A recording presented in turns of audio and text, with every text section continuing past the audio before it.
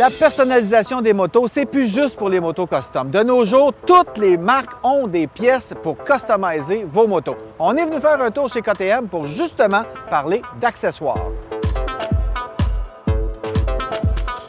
Quand on vient chez KTM, c'est toujours un plaisir parce qu'on rencontre le Marc Brunet, qui est devenu un chum au fil des ans. Puis Marc, il aime ça, il en mange la mécanique.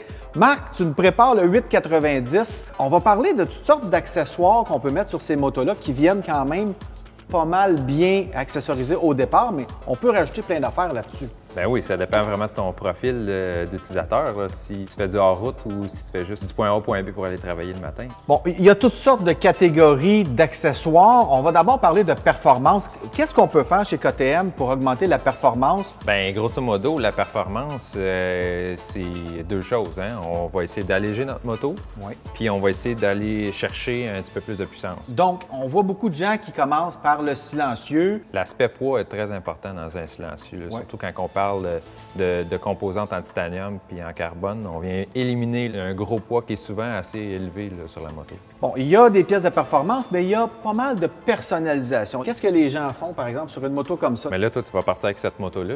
Je vais te l'équiper un petit peu. Donc, je vais t'installer, par exemple, des couverts ici. On remplace le couvert noir par un couvert orange.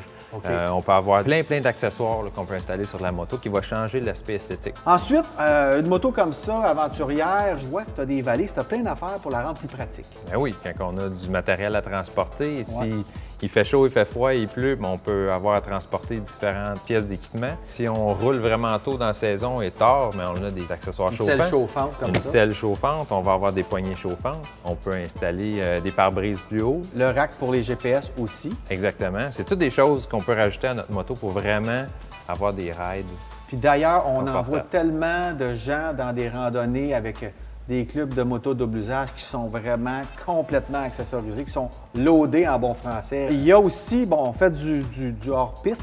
Donc, quand on commence à brasser ça pour la peine, on ajoute de la protection. C'est très important parce que souvent, on peut partir en randonnée, puis advienne qu'on tombe, on peut briser un levier, puis pas pouvoir revenir. Ça peut être plate un peu. Là que Venir en première de la sucre, c'est un peu long.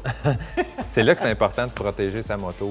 Donc, des protections pour les mains, des handguards en bon français, ça, on en voit sur à peu près toutes les motos aventurières. Protection en dessous aussi. Le moteur. Pour le moteur. On peut avoir des protections de suspension. Pour le phare avant aussi, ça, c'est important. Des protections de phare avant. En tout cas, la gamme est vraiment large. Puis, il y a de plus en plus de demandes pour les accessoires aussi, j'imagine. Oui, surtout dans les grosses aventures touring. Là, ça arrive souvent que les gens mettent plusieurs milliers de dollars là, à la sortie du concessionnaire. C'est fou, c'est fou.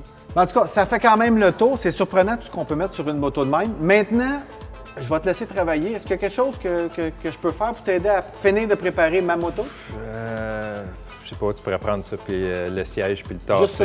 Juste ça. Ouais. C'est correct.